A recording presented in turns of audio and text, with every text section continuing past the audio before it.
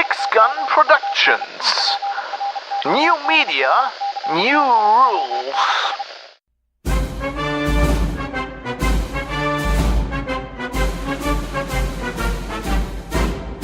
This is Geek News Radio, broadcast 68. For Sunday, August 12, 2018. Seize the means of production.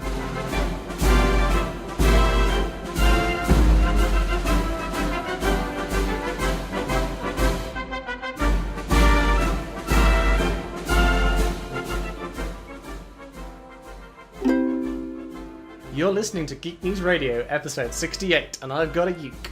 I'm Dave in Birmingham. I'm Fab in Hamburg. I also have a uke. But you need to do that later because the music's still playing, man. People will not have heard that. So it's another rapid fire show. You had Mike on last time for the first non-Dave episode. That was a good episode. As we record this, I haven't released it yet. It was still buffering shows, but yeah. It was good. Well, so when people hear this, they should have hopefully heard them in the chronological order. They should have, yes. And you will have to listen back to that. I will, yeah. Because you'll explode. I probably will. By the time we talk about the female space marines, it's gonna get so angry. I'll just die. I'll just cease to exist. We have a bumper show, don't we? There's lots of stuff to talk about. Yes, that's good. Oh, you're keeping on track. That's good. Yes. But the first question, Fab, what are you drinking? Oh, what? Oh God, I just grabbed the uke. I need to. I'm drinking strings. Old favorite König Pilsner from my hometown.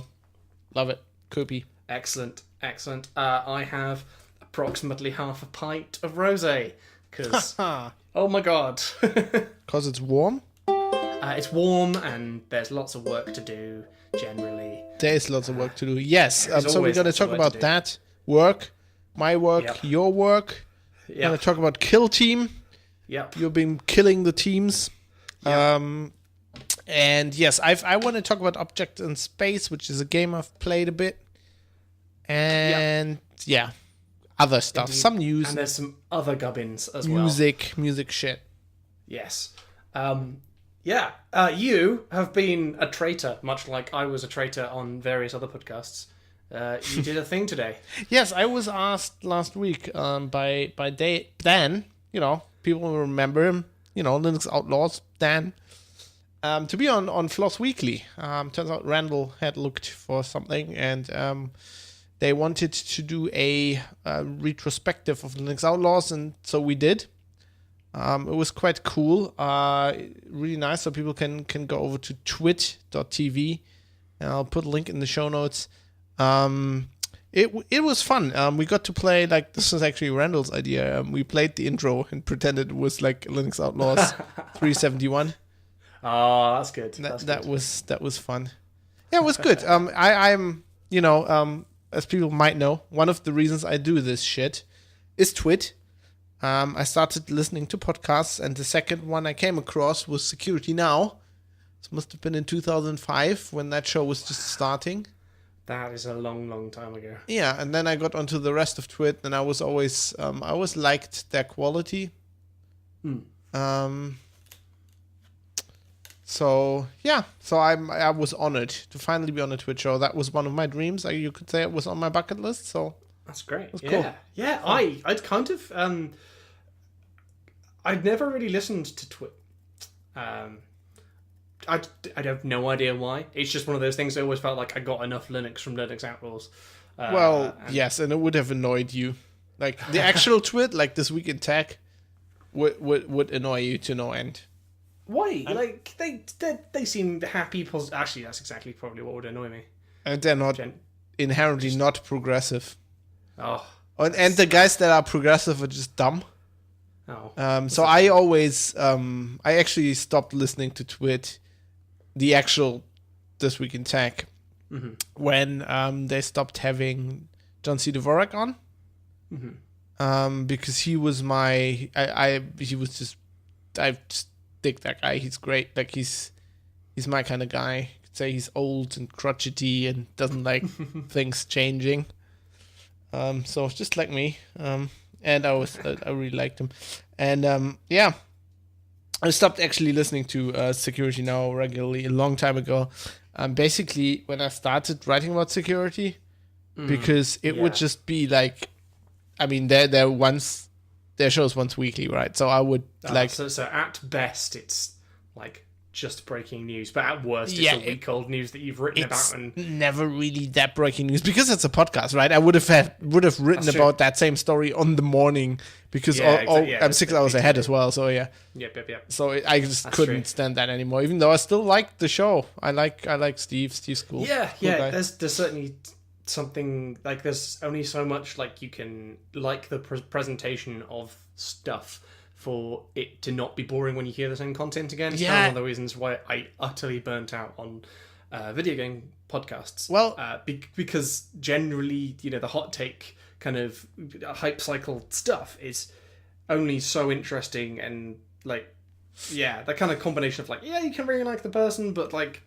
if it's the fourth time you've heard someone talk about this topic or something, with the video game podcasts, if you've written it yourself, still the only podcasts I listen to because the other big part about the Security Now thing was work to me. It's like you listening to software programming podcasts. Yeah, and those are not good. With video game podcasts, at least, that is like something that is not work. Even if they talk about journalism, that is sufficiently different. Because I do write about video games, but I write more about other stuff. Not in this context that like PC gamer people do. Speaking of that, maybe that will change because today, I mean, I was on Floss and this kind of came around. So today I announced something I had teased on Twitter, to be honest, like last week. Yes.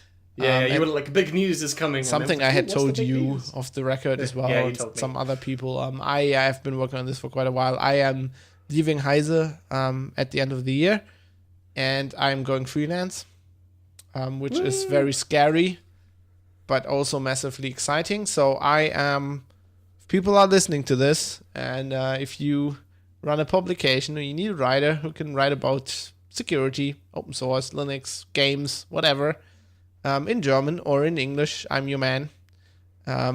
From January 2019, you will be able to hire me. You can now go to, I built a new site for this called fab.industries. I kind of always liked industries. It's a good URL because you look at it and you're like, that is wrong. Yes, it breaks your mind, doesn't it? It looks the wrong way around. It's like basically I wanted fab and there's no other fab available. And also I really like some other stuff. But it's like a 3-letter, it's like a TLA. So, sadly fab.porn was taken. So I was like industries. I once had a site called Lamerck Industries, which is a thing in the Dark Tower, Stephen King thing. And I was like the industries thing. Like I like doing online stuff and writing and having it branded as industries. I mean, you like a personal brand. Well, yes, you have to have that when you freelance in this. You've got Six Gun Productions. But it sounds like I wanted to have serious. it discrete from Six Gun, obviously, as well, just for tax reasons, for example. But also, like, I want that. It sounds so different. It's from writing. Sounds like you're actually doing something with a wrench and like machines. So I'll actually put that on my invoices and stuff. I mean, the industry stuff sounds like you're going to be typing it all on a typewriter. So. Which I can do. It's right over there. You could do, but I don't think that would scale well. I would do that if a client wants that. I'd be. Oh yeah, I mean that's happy. an optional extra, isn't it? It's like, but we were talking PC Gamer, so I hope for all the people that've been clamoring for me to do some English stuff, that I will be able to write for. I mean, I can write in English very well. I've did that for a while, and I hope I get some work there. I would love to. We will never forget the H. Never. Rip. Never forgotten. Rip Gone, but never forgotten. The best tech. It's still there. I researched it for my It's just for my for fab.industries. Ka-ching. I have like a little. I'm gonna build that out over the next few months. I have portfolio and stuff, and I actually looked up like the last story I wrote for them, and then I found like DJ when the site wound down. He did like a roundup of the 10 most popular stories, and 3 of those are from me. Excellent. Which is, I was there a bit over a year and a half. Yeah, just over a year. And the thing ran for like 5 years, and I got like 3 top 10 stories. Yes, that's actually quite good, I think. Anyway, so yes, I will be. I'll also do other stuff. I mean, I'm looking at doing talks and workshops and stuff like that. And I also have the hope, like I mean this. There will be a Patreon for Six Gun now, and this is not going to be a joke. By the way, is there a Patreon page on the Deep Lore Wiki? There should be one. There is not yet, but I feel we're going to have 2 pages. There's going to be one is the joke Patreon, and one is the actual Patreon one, because Well, this will be an actual thing now, because I now have to do the invoicing and the taxes anyway. Mm-hmm. So now, the thing is now that not now, but like in 2019, when I'm not employed anymore, I will have to do individual taxes anyway. It's another tax thing. I don't know if it's the same in the UK, but it's basically here, when you're employed, your employer pays the taxes on your wage. So you don't have to pay. You don't pay anything to the tax authorities. It's the same here. You just get, like, if you can deduct stuff and you might get money back, but you actually don't have to. Like, if you're self-employed, you have to pay taxes, and it's whole another thing. It's actually quite complicated, but I'm getting into that now. But I will have to do that anyway, so I might as well do a Patreon. I can get paid for any kind of things, and I've already I've got plans. So if I have downtime, if I don't have a job at the moment and write stuff for people, I might as well just do other stuff, and I might do podcasts, and I might stream on Twitch and stuff. So for people who like to listen and watch my stuff, it should be good. There will probably be more content from me everywhere. The content throne. That's the plan. I really hope this works out and I don't crash and burn. But I mean, this is like a risk. But as I wrote in the blog post I wrote about this, everything good in my life has come from just taking risks. Seeing an opportunity and committing. I mean, seeing a tweet and then applying to a job for an English writer position when you've never been a journalist before in London. I mean, that was quite scary, and I did that. Balls, bro. Well, yeah, I mean, at some point, yes, you say that, but then on the other hand, it's the thing that Katie always says is like, I mean, it can't. What could possibly go wrong? They can turn you down, right? Yeah. And it's almost more scary, like in this case, where they accepted and then eventually had to move to London. That was actually more scary. I mean, that was pretty life changing for a bit. So if the push comes to shove, I'll just get another job, Yeah, it's not like there aren't jobs. But I really want to do that. I mean, I think I can do this. I can work from home. This is good. I can work in my underwear. Yeah, I'll stream all day. I can work from home. Yeah. This is my secret plan. I'll write some stuff, but then secretly I'll just become a very popular Twitch streamer. That's the plan. And get rich with Battlegrounds. Oh yeah, totally. You just got to go into like opening FIFA packs or something. You'll suddenly start liking Fortnite because it gets more viewers on Twitter or something. But like, man, Fortnite's the best. Come play the new hip MOBA. Well, if that happens, if that happens, right now you have it on tape. I'll give you a carte blanche to take the shit out of me, every single second from then on. I mean, by the time this happens, like I think by January, like Fortnite might like not be the new hotness. It'll be some other thing.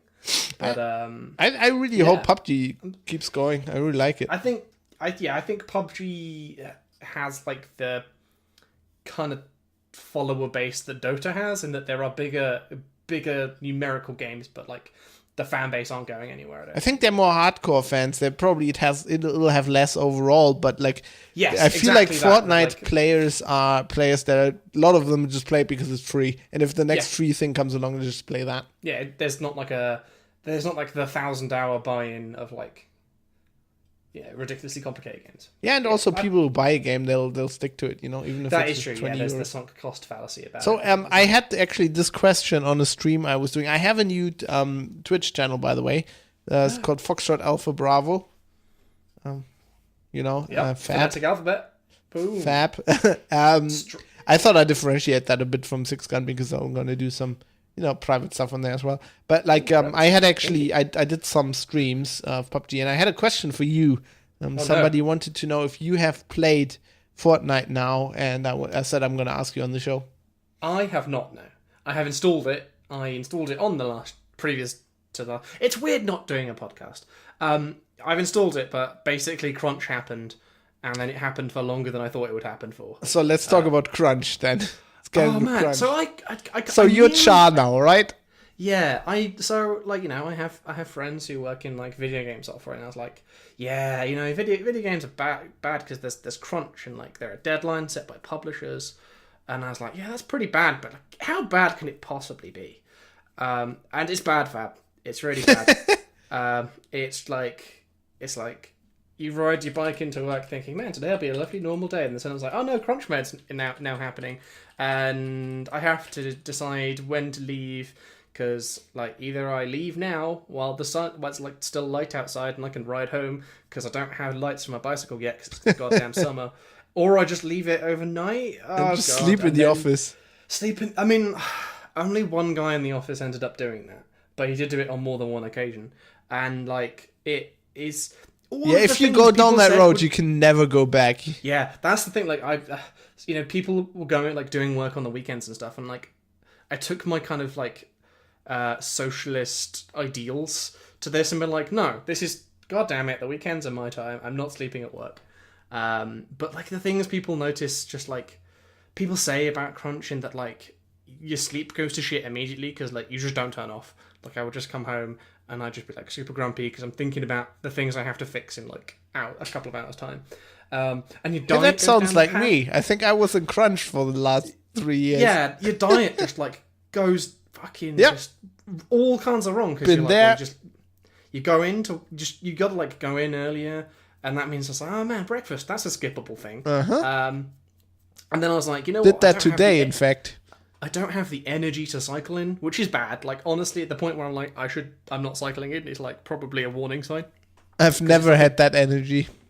I genuinely feel like a lot better when I get to work after doing that, because like I get to work after being on the bus and I'm just grumpy from being on the bus, but cycling in, like I feel much better about it. But yeah, like like the company buys you food, but the food is like trash. It's like pizza and stuff, and I'm like, oh god, I can feel it, because like I can't say no to pizza. I literally cannot. Tell me about it. Say no. So like you just start eating terribly. Been there today, in fact.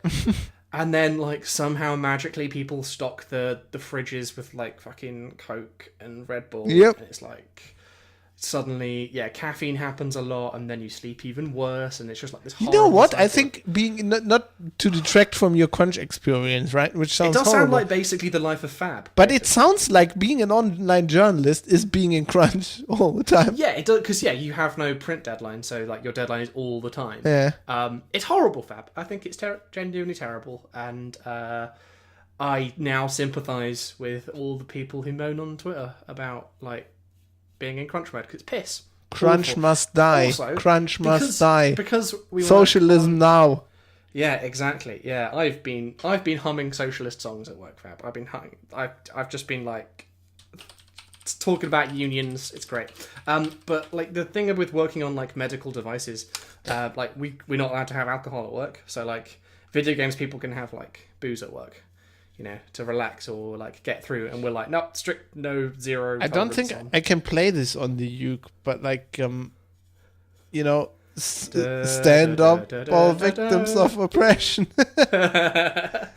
I really need to learn that song.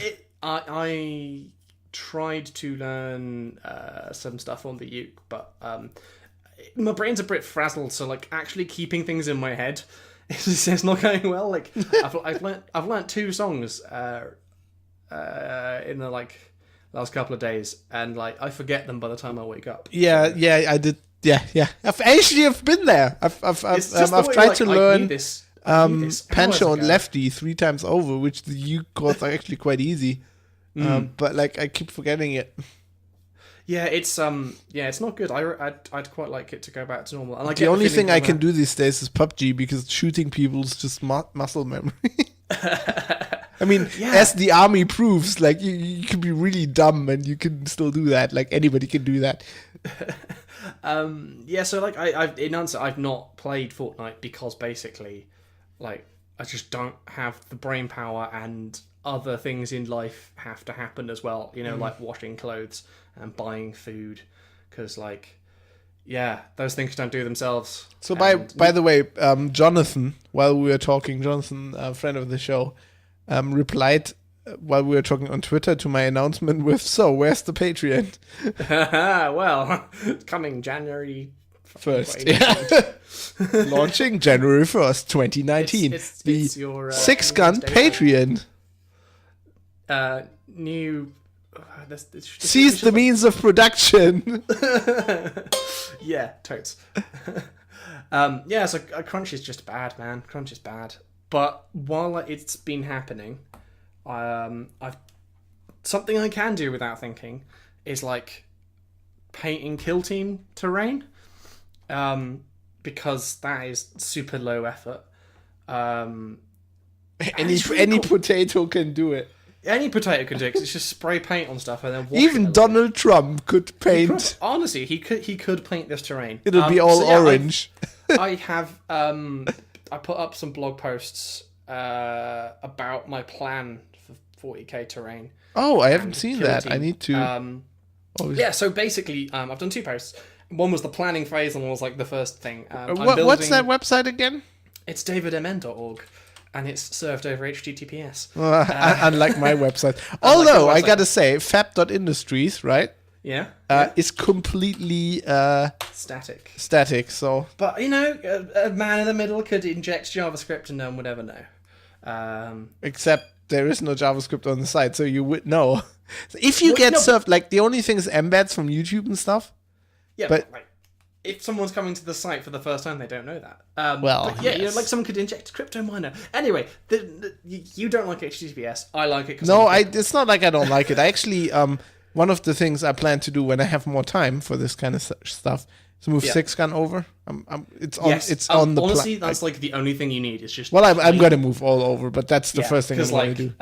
It just takes time to fucking debug when it goes wrong, and then you shout in the Discord, and then like people help because they know about Nicholas. things. Do this. I can't. Nicholas, or when Joe Poser is just like, yeah. Holy shit! You're building your own Realm of Battle board. Is that it? Basically, it's like you bought MDF, you magnetized it. Yes. So yeah, back at the point. That is very Dave. You're magnetizing your fucking terrain, man. Yes. So I am super excited about Kill Team. I keep going on about it all the time. The starter set and some other things come with some cardboard boards to do terrain, like to mark out like the zone, the area that the game takes place in. And I don't think they look particularly good, and I don't want to buy like a big set just to get a bit of cardboard. So you seized the means of production. I seized the means of making terrain, yeah. And I had like a bit of a read around like stuff about how people do boards when they don't have like a dedicated like table to play, because like we have a kitchen table that's pretty big, but like we don't have space to have a 40k board all the time. So I decided I would build it in a modular way, out of like squares of MDF, and then they'd all sort of slot together and they'd make terrain, and you could have like a road that is like has different segments on the bit, so you can rearrange them to make different patterns, and then just put magnets in the corners so that it just like sticks together a bit. So I did that, and I had the plan, and I drew out the plan, and I went shopping immediately, and I failed at the first thing because it turns out I picked a really awkward sized board to build. It's not 6 foot by 4 foot because it wouldn't fit on our table. And also, Kill Team doesn't need that. It's like 30 by 22 inches or something. So I've gone for making out of 15-inch by 15-inch squares because that makes a comfortable size. And I went to the shop and I was like, oh, great, MDF. Shit, it only comes in boards that are not divisible in any useful way by 15 inches. So I ended up having to get 6 boards rather than 4. So it's immediately 1.5 times bigger than I want it to be. I had this plan that I could like expand, right? Because that's the normal size 2-player board is like 30 by 22 or something. If you have more players, you add more space. So I had the idea of like, if this is a success, I might make some more. So I guess I'm just preemptively doing that. So yeah, I've done that. The boards are now like magnetized. You can do it in a pattern where you sort of going around the board, you alternate north-south polarity, so you can like rearrange it. There's a diagram on the website for that.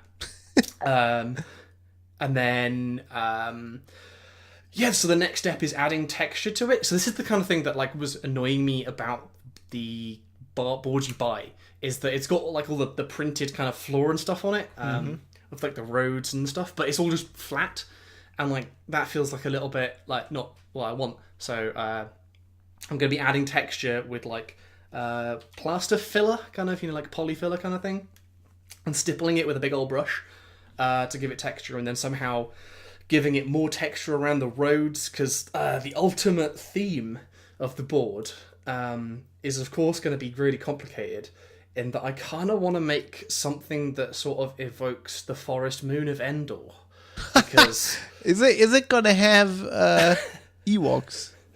I could make some tiny little Ewoks or something and just hide them in the trees, but I quite like the sort of blasted wild kind of cityscapes and stuff, but they're a little bit like, they're cool, but if I go to Warhammer World, we always you generally end up playing on something that's a bit 40k like, that has all this like 40k stuff. I want like at home to have my board that's like weirdly cool, and the forest is really nice because like I basically get to make a model railway fab, because this is a thing. I don't know if I've mentioned. I must have mentioned Luke Towan. He's great. He's this what? Luke Towen. Okay. He has a Patreon. He is this Australian. I will have soon as well. he builds scenery for model railways, and he does videos on how to do it, and it's all really great and cool. And like, I look at these videos and like, I want to build these things. Like, I want to like make a little landscape and some trees and some fucking static grass on the thing. So I get to basically do that bit in a kind of more robust way, because he builds them for like looking beautiful and you never touch them, whereas I have to build them to be quite robust so you can play on them, which is going to be kind of interesting to see like how to take some of his techniques and make them a little bit more wargame friendly. So yeah, that's where I am with the board. I've basically got 6 bits of MDF that are magnetized, have some little felt feet on them so they don't scratch the floor. But then I went to Games Workshop to buy. Always a mistake. Yeah, because this is the thing. So I now work in the city centre, so like I can go to Games Workshop on my way home, which is a problem if I don't. Well, at least you can't transport that much stuff on the bike. Yeah, it does limit how much you can do. But I went in and I was like, I'm going to buy some spray paints for some existing terrain I have. I have this, it's the STC Riser. Riser? It's a kind of ruined Riser lab pattern. Yeah, it's the ruined lab kind of outpost building that I have. And I was like, oh man, I want to get some like blue, well, I want to paint it in like red and like green or something. Like kind of bold statement colours or something.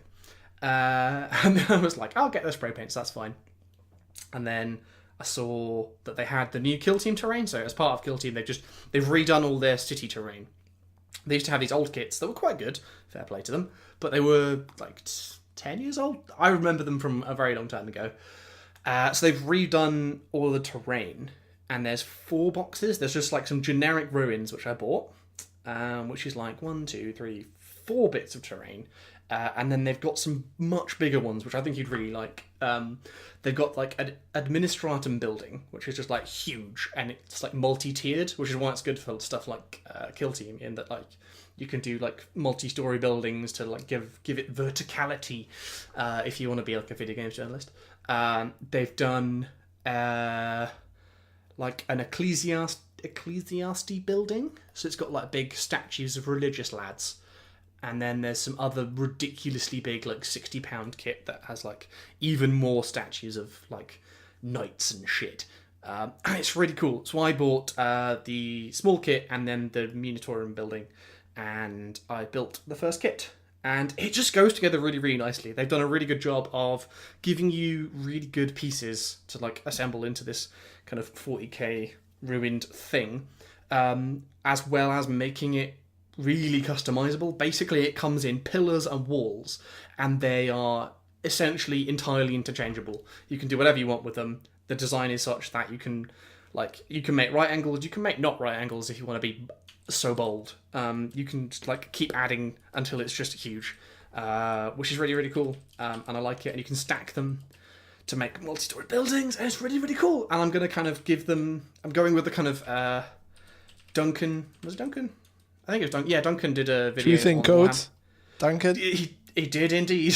He did this kind of thing where he made the buildings look like they're sandstone kind of things, and I'm kind of copying that, but I'm gonna kind of like blend in some like static grass and stuff to be like moss growing on them, so it'll kind of fit in with this like ruined city thing.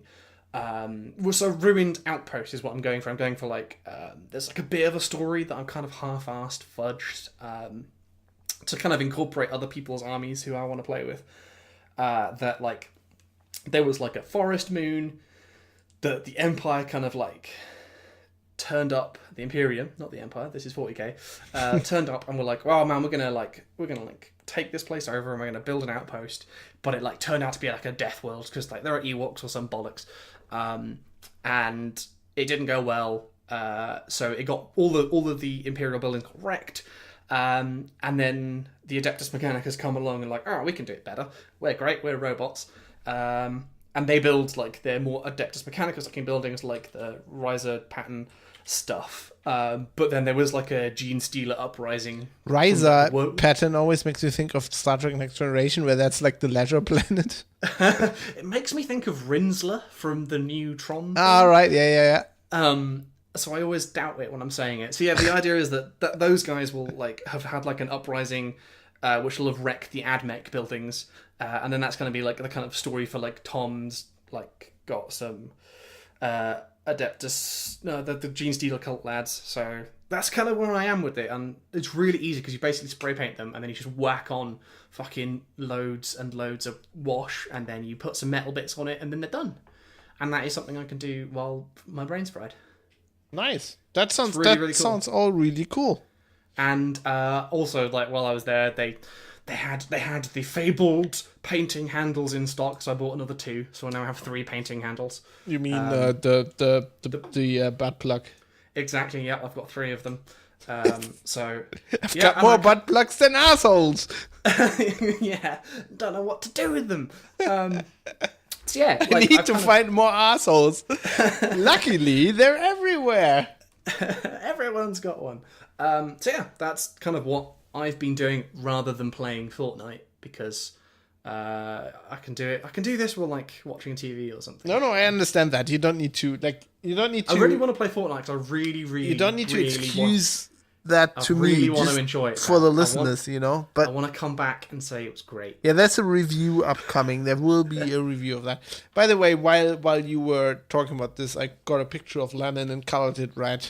Yeah, and that will be posted it. So there's a little awkward pause where I'm like looking at that and trying to not burst out laughing. I'll put that as the episode image. That is great. People will socialism react that straight away. Yeah, I like his hat. That's like a I knew you'd hat like as his well. hat. It's a very fab hat. Yeah, it is. Actually, could pull that look off. Just crop totally that beard like it. Just you wouldn't agree with the politics. I mean, he has less hair, but I don't know. Lennon's more around along my alley. If I was gonna go socialism, right? Yeah. I'd be the Lenin type. I think you'd be the Stalin type. I don't think so. I'm actually nicer than people think.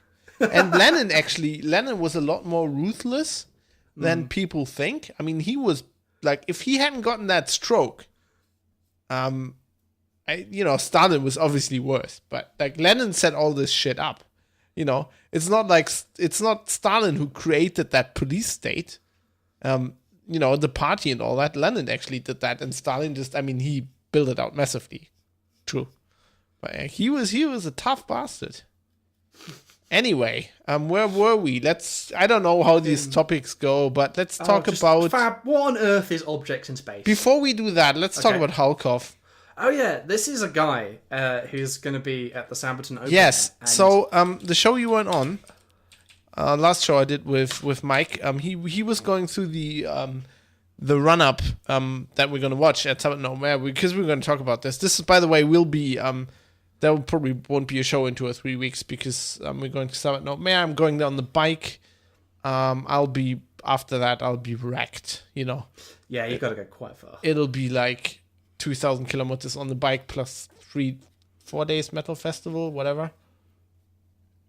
I'll be fucked after that. There won't be any podcasting for a bit. But just so you know. And we come across this guy called Hulkov, right? Who I'd seen, who is on the lineup. Apparently, he's quite a friend of Joachim's. And so I was looking at that, and he has a band called Raubtier. Yes, Which is- who are like super metal, and I quite like. They're quite good. I kind of like them. They're really metal, but they're not like growling. Yeah, but they've kind of got like the more standard metal themes. Yes, that, like, and I you're kind of like generally him. not a such a fan. I didn't realize he was the lead singer. Yeah, no, because I totally didn't either. But then it made sense. I mean, we talked about Halkov before, and the thing is, I kind of like him because his voice is very deep. I've identified. We talked about why I didn't like metal, and it's totally the voices. It's not the music, because the music isn't as heavy as people think. It's not as hard as people think when you're listening to like hard rock, like I used to do. Yeah, there's a lot of crossover between like. It's actually not that like loud or scary or whatever as people make it out. But the thing is, like, what I realized in hindsight now is that I don't like the voices of most metal singers because they're really high compared to rock singers. And I like people, especially if they get screechy. Yeah, and I like people with like, Bruce Springsteen, Dylan now after like 60 years of touring, whatever. I can't believe he's still going. Yeah, and never ending tour, man. And I just like that kind of voice. And there are not that many metal singers. They do growling, but to me, growling is kind of like trying to do that when you actually don't have a dark voice. A deep voice. It's a go-to.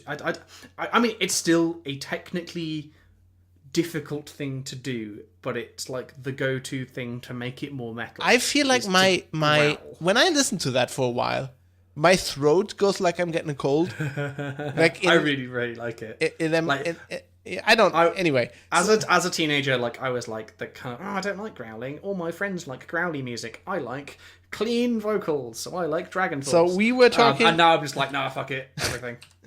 So we were talking about Holkov on the show, and we had a picture of him in the show note where he wears like a vest that has a sticker on it, which looks like the Tommy Hilfiger logo.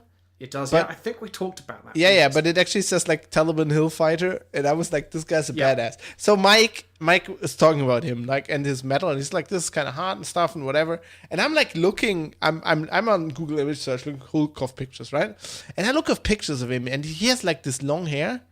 Not anymore. Now he's got a pretty much of a hipster haircut, but he had long hair, long beard.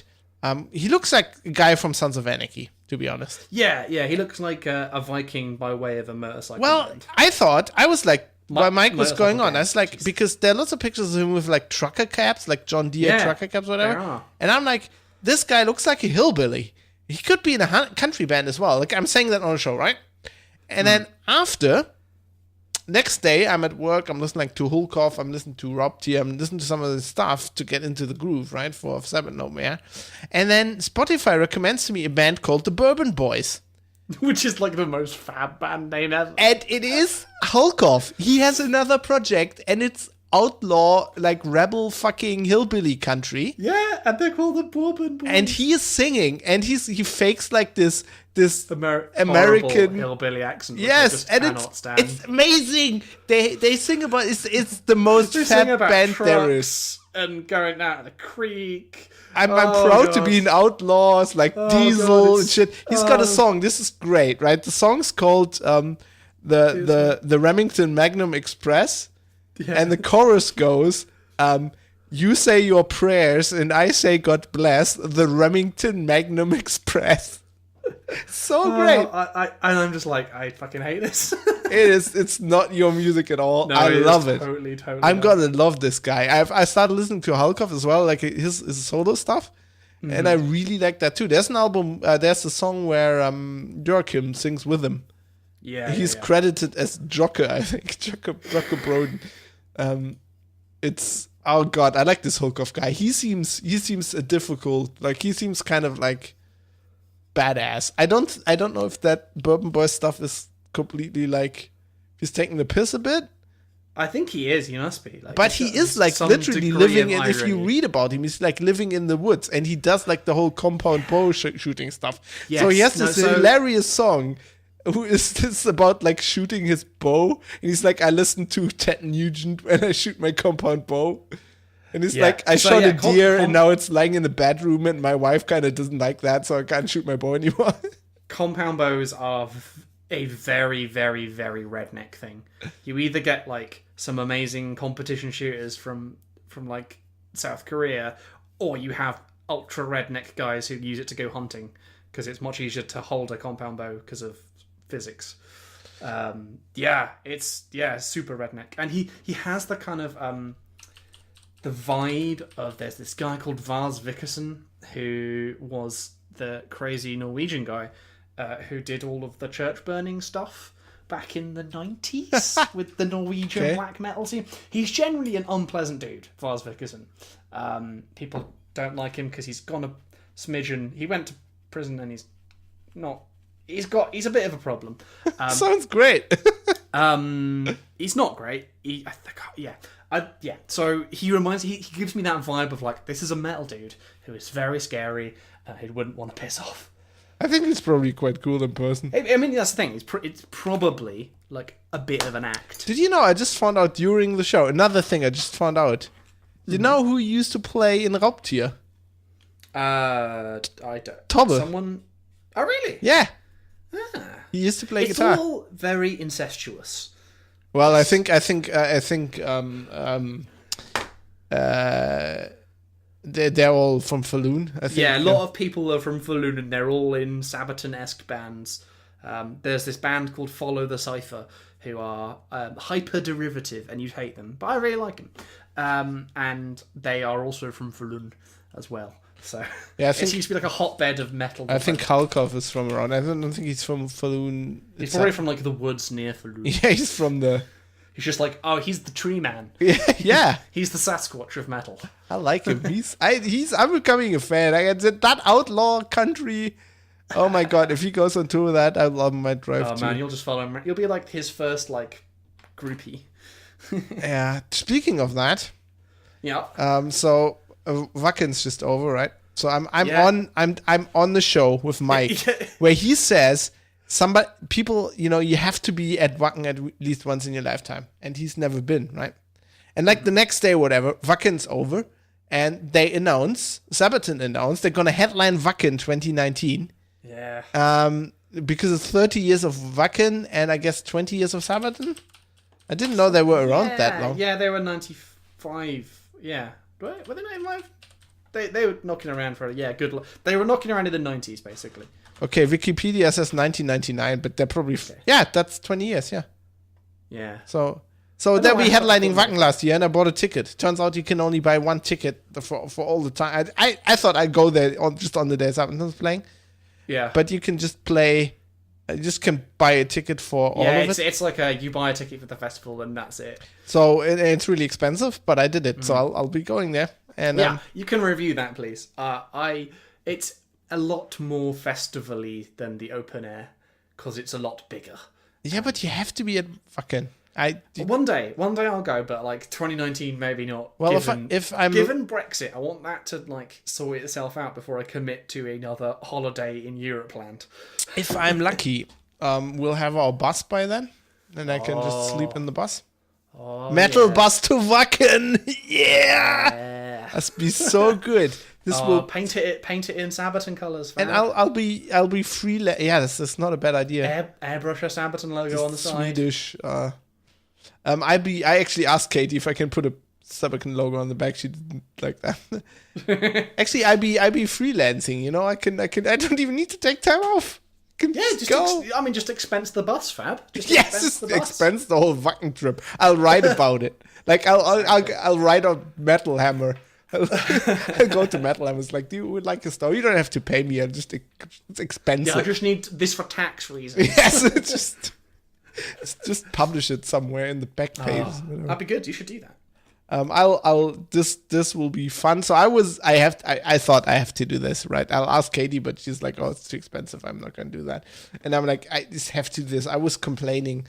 I was feeling really bad since I got into Sabaton, 2 years ago. I was feeling bad. I'm listening to that Wacken, where they headline Wacken, right? That recording, 2015, I think it was, and I was like, such a good recording. I was like, I missed that, and it's never coming back. And then they announced Sabaton's headlining. I'm like, dude, I've got faith that like it'll happen again, just because like Sabaton are big now. Like they are big. Yeah. Well, I they're mean, the headlining first Wacken, announced right? band for Wacken. It's not like they're not only headlining it; they were like the only announced band. Them and Powerwolf, I guess. Yes. Yeah. It's just like so like I thought there have been 2 times in my Sabaton liking time where I thought that they were gonna stop. In 2012, after the fucking Carolus Rex came out, like, what was it? Like, most of the band split, and it was basically just Joachim and Parr left. Parr, yeah. And I was like, oh man, then like it's never gonna be the same, man. And they just fucking came out, and they were like, nah, Heroes album, fantastic. And then just like the fear with the calling it The Last Stand. I'm like, oh, that's them done. They're like, oh, we're finished now. And nope. But it so says in the announcement, right? It's not from Wacken, right? It's not only a Sabaton logo. Mm-hmm. It's like it says like 20 years of Sabaton. And I think it says like anniversary tour. Let me just check right now. I think they're gonna have a tour. I was like, my mom was like, I really want to see them because like we had tickets and she couldn't go because she was really sick. Yeah. But I think it's just gonna it's just gonna. I think that it's just gonna be a tour, right? It has to be. Because like, I mean, they should be announcing a new album this year, shouldn't they? I don't think did they have time to? Well, they're not on tour right now. Maybe they're recording it right now. But I guess it feels like they're just gonna do an anniversary thing. I think maybe. But this like, feels like they're just gonna do a tour where they just play like old songs. Maybe, but if you like look at their pedigree, like Prima Victoria 2005, then Terra Dominatus 2006, Metalizer in 2007. That was like one a year, and then 2008 they did Art of War. 2 years later, Coat of Arms. 2 years later, Carolus Rex. 2 years later, Heroes. 2 years later, Last Stand. Like, I'm extrapolating. I'm expecting a new album this year. I'm expecting that would be great. I'm not arguing against that. So I think they'll announce it at the Open Air Festival. This poster says 20th anniversary show. So, but I think, I mean, come on. Joachim. I mean, everybody leaves the fucking band because he just tours too much and it doesn't feel like he wants to stop. Yeah. He is the same thing. He feels a bit like, to me, he feels a bit like Bruce, who I think does what he does, not for money reasons. I mean, he must have money out the wazoo. It just feels like he's... he just does it because he needs like the kick, which is all right with me because I need the kick of him playing. So, yeah. So, yeah, it's exciting. Yeah. So the other thing is, God, you've taken it off the list. Shit. Have it? Oh no, it's just I scrolled it down. I'm sorry. Objects in Space, Fab. What is? Yes. So Objects in Space. I swear I've heard the name, but I have no idea where from. Well, I heard about it quite a while ago. And then now I think Chris was talking about it on Crank Crowbar. Plausible. I think he might have been reviewing it. Anyway, I think it's in. Let me just check. It's on Steam. I think it's in early access. Yes. So it's named after a Great Firefly episode, the last one, by the way. Yeah. So that already got me intrigued, and it's a bit like Elite. Okay. It's like a game in which you fly a spaceship. I'm in so far. In kind of like an open world, except it's very lo-fi. It's like from a small development studio in Sydney, I think. Cool. Called Flat Earth Games. Nice. Love that. Classy. They've done other games before as well, and it's like very lo-fi. It's like you see the inside of your spaceship and it's cel shaded, and it's very 90s. All the graphics are like 90s monitors. Like when something happens, like your computers reboot, and it's basically like DOS and old school BIOS and shit. Oh, nice. So that takes. I'm gonna install Slackware on my spaceship. Yeah, a bit like that. It takes me back to the 90s when I was using like DOS and computers, like when I was growing up with video games, basically. Yeah, sounds cool. Takes me back to that. And it says actually in its description, it says it treats spaceships like submarines. Okay. Okay. So this is even more a Fab game. Yeah, exactly. You're understanding where I'm coming from there immediately. It's like You don't see space, right? You just see like this map. Yeah, you just see like outside space, and that's just like a black hole, right? It's just, Well, like, no, nothing. your ship You just doesn't don't see have anything. windows. You can look out the airlock, and you see like a few stars. But it has like actual like it's a 2D, like it's 2D space, right? But it has like momentum, and you can actually you have like RCS thrusters, and you can maneuver your ship, or you can use an autopilot and whatever. And you use torpedoes to shoot at ships and countermeasures and stuff like that. And it is like Elite in that you travel from space station to space station in this cluster of stars, and you you do jobs, right? And there's also story. Like you have emails, you get emails, and I love a game with emails. and it's nice emails. It's like, okay, so this game has the whole mechanic is called MCON mode. It's basically going stealth. Okay. You can see other ships, but like a signature. It has like Elite. It has like a waveform of the ship. Okay. But here it has an actual function. It tells you, like, depending on what the waveform's like, you can tell what the weapons are, whatever. And that's a thing you as the player have to remember. Like it doesn't just like tell you like, oh, this looks like that. It tells you certain things. It has like so if a ship activates weapons, there's like a certain like there's a legend on the left side, and you can see like, well, this is a weapon signature. But what you can learn, I don't think you have to, but like there are pirates in the game, right? And they will disguise themselves as other ships, and stuff like that. But you can actually tell from the waveform, if you've got enough experience, that this is not a freighter, but like a battleship that's just disguised. Cool. You can see when they power up things. Like if you power down, you won't be detected. Other ships are not detected if they power down. So you can basically give your ship thrust and then power everything down and then move, and you're just moving in stealth. There's also like a cone behind your ship where your engine is, your engine trail, where you can't see anything, but like the expanse, it's got a lot of expanse vibe as well. It's not set in the solar system; it's set in another star cluster, but it feels very expansy as well. All the stuff like so the MCON mode. So you can like if you sync your mail, you can do that at any time. It does it automatically if you hit a station or whatever, but you can do it anytime. But it uses power, and it also makes the ship very visible. Right. So you can turn the auto sync off and then just sync. It'll tell you have a mail, but you can't read it until you sync it. And when you sync it, it has like all these lights. It looks like a modem, and it goes all these lights. It's like syn and whatever. It's like buffering and shit. And it's just very nicely done. The graphics are really nice. It's got great atmospheric like soundscape. Like the ship goes, and you can actually hear if you're in another room, like reading your mail. You can tell if like the autopilot accelerates, because then everything shakes and it goes. And when you get hit, you can hear that. And then the warning klaxon, and you move like your arrow keys move you through the rooms in your ship. Then you move very quickly to the cockpit to see what's hit you and whatever. So is it kind of like a first-person view, or? No, is it just go to Steam? I might put some screenshots in the show notes. I'm gonna put a link in as well, so you can click on it now. It is, yes, it's basically you're looking at screens.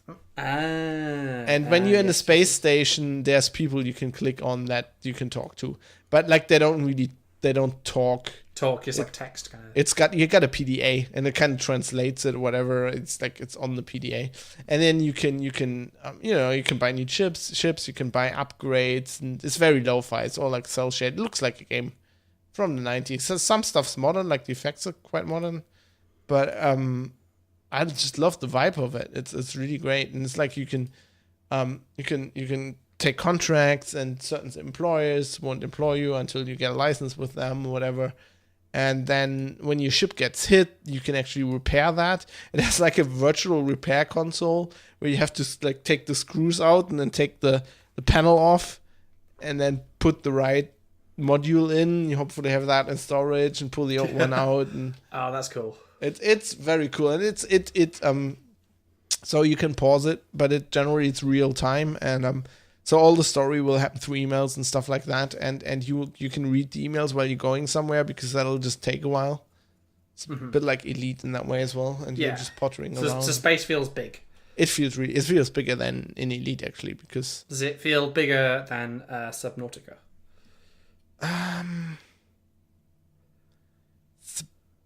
generally the whole world does, because it's like an open world. Subnautica has a very nice way to be atmospheric with graphics. This obviously doesn't have that. Yeah. It feels like you're in like a real submarine, like in a I would say like this is a Battlestar Galactica vibe, or a actual like a modern submarine where you don't have any windows, not like Subnautica. You know, like being in an actual submarine. It's quite claustrophobic at times, I think. It's really nice. So in your engine room, you can see the engine there, and it wobbles around, and it's cool. Really fucking cool. It's a cool game to be developed by like 2 people or whatever. 2 people. Okay. I think it's a really small rad. studio. It's like the guys on Twitter. He keeps tweeting about it. It's really good. That's bonkers. Can I find him? Let me see. Flat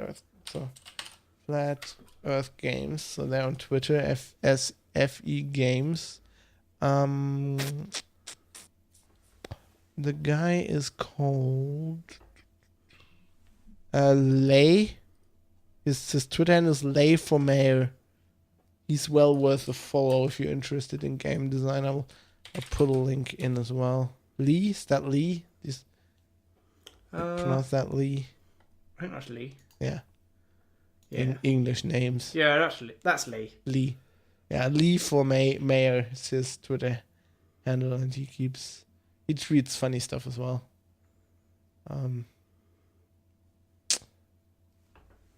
Yep. So That's cool. That sounds pretty good. It looks really. It's like I like it. It's a very different game than Elite, but it has a certain vibe. You know, Elite has that 80s vibe. Yeah. And this has a very, very, vibe. very, very distinct 90s vibe. Yeah, it looks 90s. Like, I can't really describe it, but the kind of like the visual, like user interface design, like evokes 90s. Yeah, and if you play it, not only the visual stuff, the sounds are right down that alley as well. Yeah. Cool. That's pretty fucking rad. Yeah. I can recommend it. Even though it's in early access, I played it quite a bit, and it seems really nice. So check that out if you're into space. How complete is it? I have no idea, because I mean, obviously there's probably some more story stuff, yeah, and later stuff, but it feels like the functionality is all there. That's pretty cool. There's nothing that was obviously missing, and nothing like tremendously broken. No, there's some minor bugs in it, but like it doesn't. What was that other game that I really liked that crashed for you? Just BattleTech. Oh yeah, it doesn't crash that much. I can tell you that much. But it's I think they're just gonna make it more complex from now on. I think they said they were gonna put it in early access because they feel like they have a game. They have the game nailed down, but they want to know like what direction it goes in, like maybe a bit with the story, something like that, you know. And they wanna see if they're on the right track. Yeah, it's cool. That's really, really cool. I should give that a shot, potentially prioritizing it over Fortnite. Oh no. Well, I don't care. I think Fortnite's horrible, but I don't know how the listeners would. No, feel I need to about review Fortnite. It's the official slipper seal of approval, or not. It might be terrible. If it is terrible, I will let you know. But I hope it's not. Yeah, so that's it for like what the fuck we've been doing. Yeah. There's news. Did you see the Alex Jones thing? It's interesting. For sure. So everybody basically pulled his podcasts. Pretty much. Apple. Well, so Apple initially, well, like as far as I can tell, the first. No, Apple wasn't it. Who was were first? No. Okay. They were actually I've had... quite late. I think wasn't it YouTube? I think even. Maybe. Yeah, it wasn't Apple. Okay, so I No, have a story Spotify. to go back. Spotify was first. What? He was on Spotify? Yeah. His show was on Spotify. Spotify fuck, was I had no first, idea. and I think then possibly YouTube, and I think Apple is just the latest. Okay. Yeah, so like he got no Facebook. platforms. He got no platformed by lots of tech companies. Yeah, and I think that's horrible. I, of course, disagree with that. Well, I don't think it's. Why I think that's horrible is because they're basically arbitrarily deciding what they want to allow. Now, okay, if you say that, you get people, what, they're a company, they can do that. I am aware that they can do it. No argument for me. They can do it. They're allowed to do it. You know, they should not be forbidden from doing it. The question is, should they do it? And I think they shouldn't. Because as far as I can tell, and I've listened to quite some Alex Jones, because, to be honest, I find that guy hilarious. That thing with the gay frogs, or like when he tries to sell supplements. He's got a smidgen more harmful generally. So this is the kind of analogy that I have in that it's like homeopathy. It's all well and good to laugh at homeopathy because it's bullshit and it doesn't work and it's not true. And that's fine. But also homeopathy is harmful. People who believe it do more harm than good to themselves by, ignoring medical advice and drinking water. And I think it's essentially the same thing. I am with you there, but I would probably agree that it's the same thing, because I would say for these platforms to delete or ban homeopathy posts would be horrible as well, because I come from my perspective on this is it's actually something Bismarck once said. Bismarck passed a lot of laws, and he was always conflicted between the statesman and the private landowner. Mm-hmm. And he once said a very, very intelligent thing. It's like the state can't, the state shouldn't with laws try to impose morals on people. That isn't completely true, because of course having laws not to murder somebody, that's good stuff, right? But to a certain point, laws can't make people or stuff like that. If you go and ban let's say homeopathy posts from Facebook, right? Mm-hmm.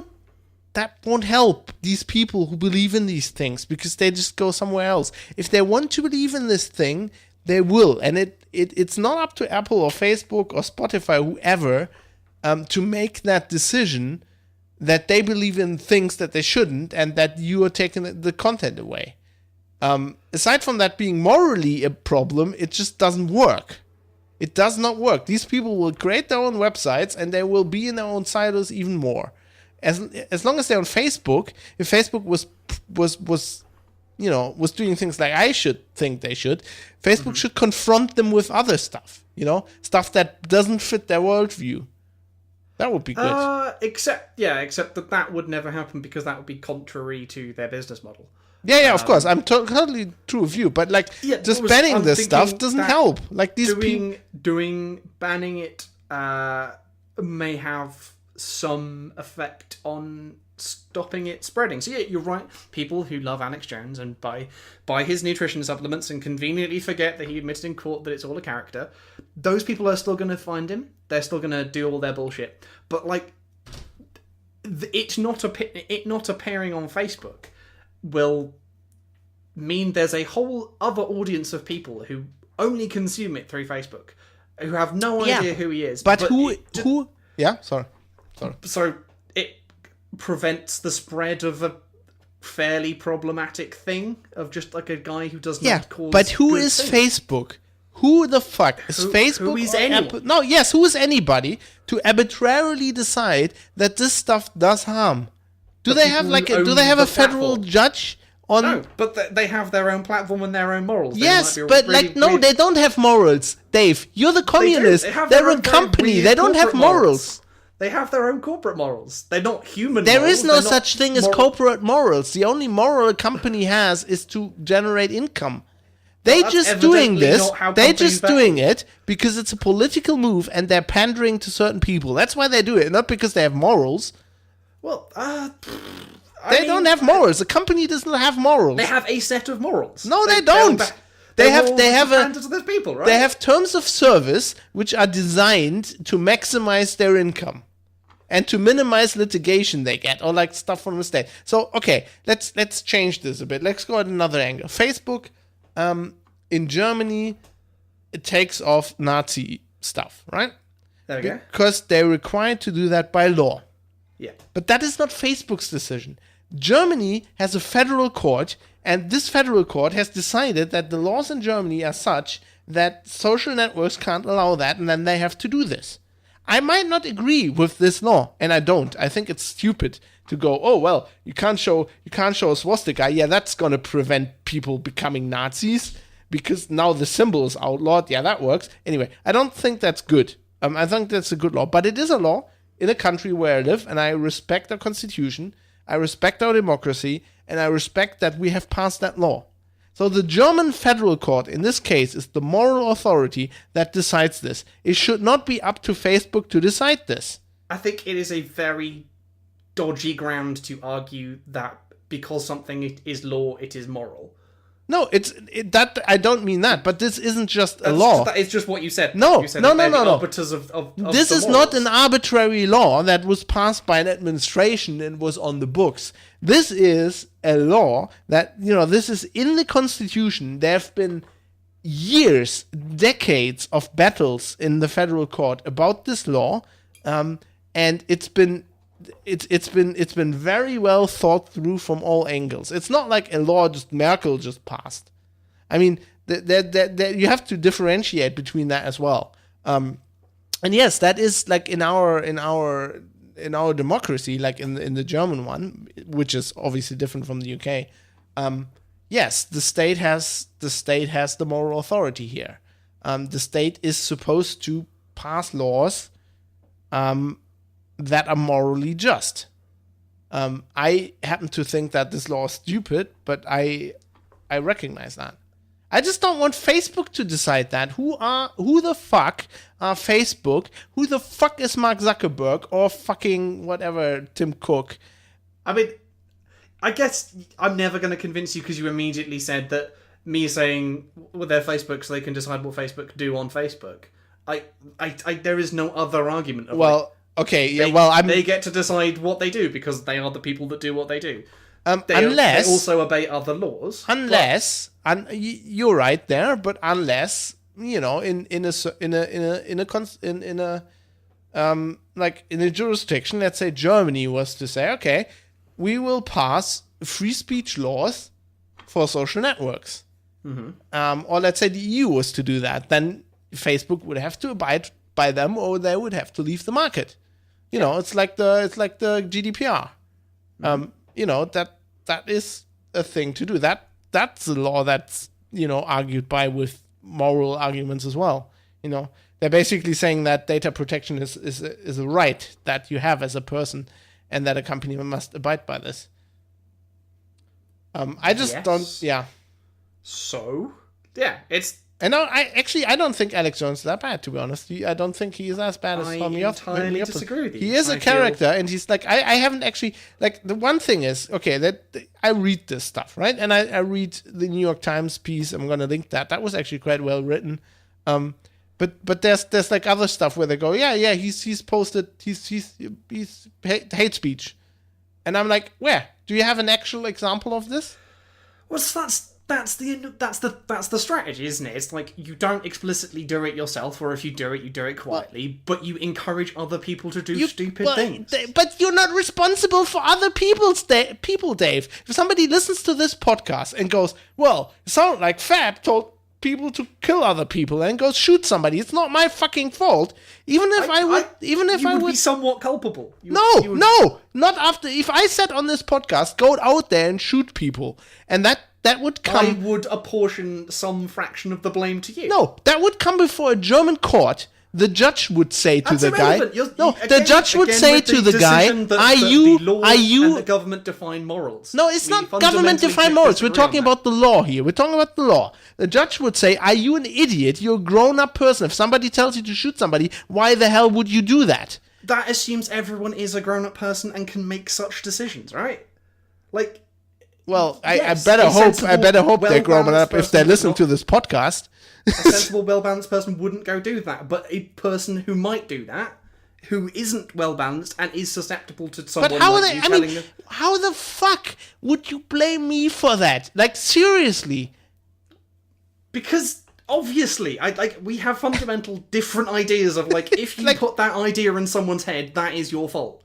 Right? You have incepted the idea of murdering people into. But that's someone like who saying if you potentially play in some other universe. But your wouldn't have done it. argument is like somebody saying, well, if you play a video game like PUBG and you're shooting people, you're obviously like if you're developing that game, you're obviously No, because that is entirely- implanting that game isn't saying go you're out and shoot implanting the people. That game is fantasy of saying- shooting people into somebody's brain. That is a poor argument. Why? That is terrible.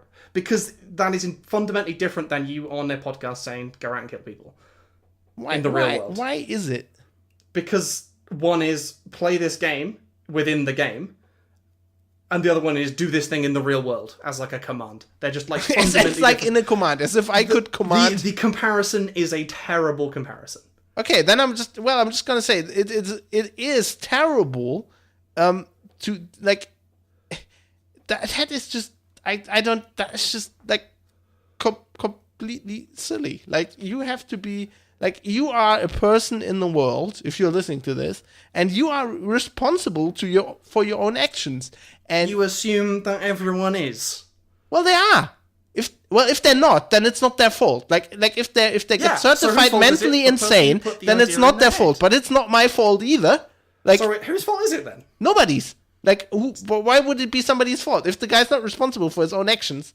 Like And you can go shoot someone people. who is not responsible for their own actions, someone who is susceptible to being sort of manipulated in this way. I'm not manipulating anybody. Yeah, like yeah, it's completely you off the. You are entirely. No, if I say to somebody shoot somebody on a pod, that's not manipulating. They're just saying that. It would not entirely, but be somewhat your fault. Okay, if we do like an mindset Al morals. Qaeda kind Here we of go. thing, right? Morals are arbitrary. If we're doing no, they're not. But if we I mean, that's a bigger debate that no one morals ever reached. morals are Do not exist in a vacuum. no, but they're not arbitrary. Like they're the same everywhere, basically. Are they? Yeah, Are my morals the a same as your classical morals? philosopher would say they're God given. I wouldn't say they're God That's given. Bobbins. That's wrong. No, If the you believe moral that to there is no not God. take somebody's life is a constant. That isn't It changed evidently by. isn't given people take people's lives. Yeah, but that is It's immoral. not a That is constant immoral. across No all matter humans. what situation you're in, that is some immoral. people will find that not immoral. Yeah, but they're wrong, Dave. They're wrong. Who are you to decide this? You aren't God. I read John Locke, and he has bloody good arguments for this. You know that philosophy, mate. Is Yes, and there are different sides, right? yeah, but the other side is wrong. That And side that's is what you obviously think, right? wrong. There is no objective truth, Fab. Well, there are some You're things going to that argue come. there's an objective truth. There are some things that come close, and that if you take somebody's life, that is an immoral thing to do. It might be that you have no other choice in certain situations, but it is a bad thing to do. That is pretty. By your set of morals. That's what I'm arguing. In that you are arguing. By this, not only by my set of morals, by basically anything. All the philosophers, we built all our society and our rules of law and all our states since, like, I don't know, the fucking Roman Empire on. And it's going really well for everyone. Well, yeah, no, it doesn't. Yeah, because people are wrong, Dave. That's what I'm telling you. It's And going, so are you. Way. because they're immoral. Because people are immoral. We all are. We are imperfect. People are immoral to you, to your set of morals. They have their own set of morals by which they are You moral. can't just say I have my own set of morals and gonna go and gun down people in the street. That's not how morals work. Oh my god. This is the worst argument ever. It's This just is like, great. Morals are objective truth. And I was like, it's not. It's just fundamentally not. Well, Like, that's my point, and I'm sticking with it. And I'm saying, you know, if you listen to somebody that tells you should shoot somebody, you do that. It's your fucking fault. I'm sorry. I'm unequivocal about this. It's just like that is If wrong, anyone and you shoots know this, anyone, and it is some your parents fraction of taught that you fault. this.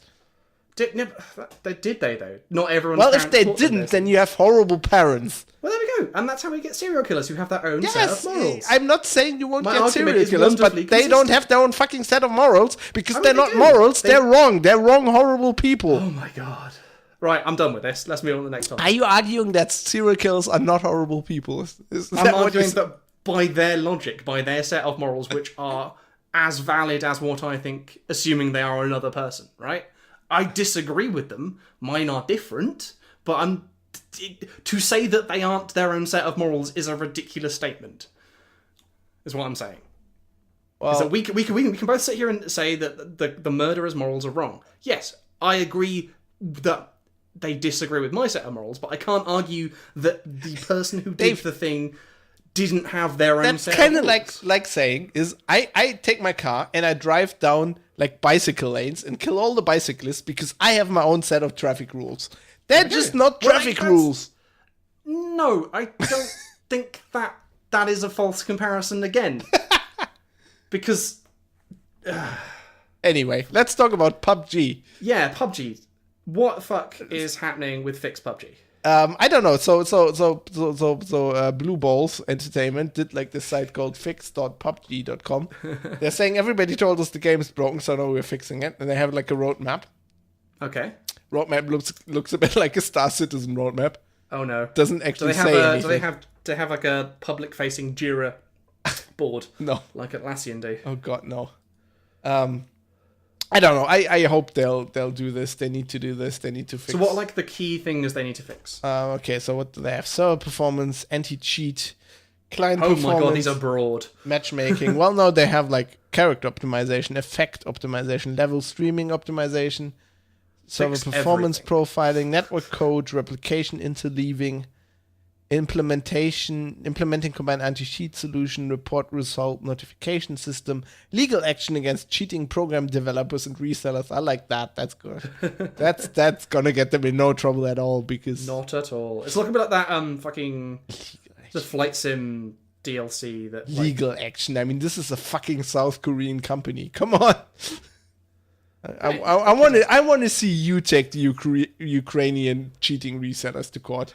The Yeah, banking system has tried this for the last 10 years. Yeah, I don't think it's gonna work. There's not many courts in like eastern Ukraine, and if there are, they're busy litigating other shit, like actual anti-tank grenades hitting people. Faster and smarter matchmaking, fixing bugs, technical it's broad, but I hope they can do this. The game needs it because I'm gonna put a video in the show notes by Shroud, everybody's famous best PUBG player, and so he was banned last month because there's this guy called Weed Wizard What a name. who has a flying car, keeps course. flying around in flying car honking, and flying around Shroud. So at some point he kept doing this for like days, and at some point Shroud's like, okay, let me get in the car. I got in the car, flew around with that guy, and then PUBG banned him. Like Nice. the most watched PUBG streamer on Twitch. Like I was watching him earlier today, 30,000 people watching him. They banned him. People were saying it's just an excuse for him to play Rainbow Six now, but he still played PUBG. I mean, he had like a new account, whatever. But I mean, how stupid is that? And this flying cars thing is still around. Like today, I saw it on the stream. It's like it's still around. It's like the stream sniper's doing it. And how hard is it to detect a fucking flying car in that game? Yeah, I mean, Minecraft had that anti-cheat thing where it like worked out if you were flying too much. Yeah, I mean, Minecraft had it. Come in, like, on. 2012. and why would you ban Shroud? Like, wouldn't there be like they actually asked? I think Brandon Green's like, I have nothing to do with this. It's like our community team or whatever. And at this point, I was like, how dumb is your fucking community team? Like, Yeah, I mean, if it you seems go like, oh, we got a cheat notification of this guy called Shroud, or there's this guy called Dr. Disrespect. Well, he doesn't sound trustworthy. Just ban him. So it's clearly not an automated system, otherwise everyone would get banned.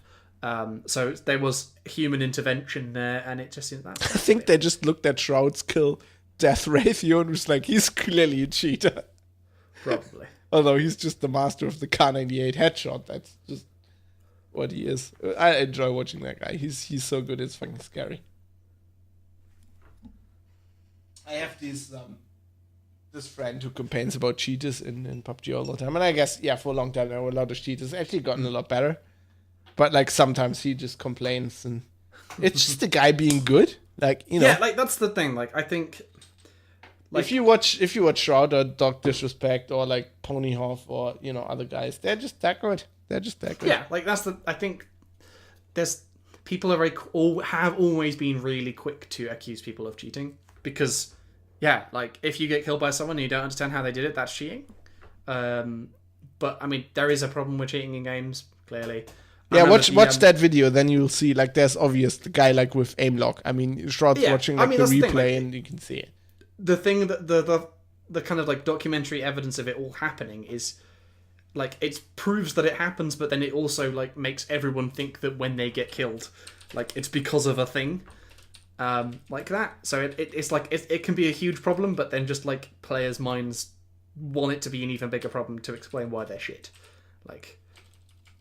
You would play. I posit that most game players would claim that, you know, would rather it be cheating than it being them being terrible. Yeah.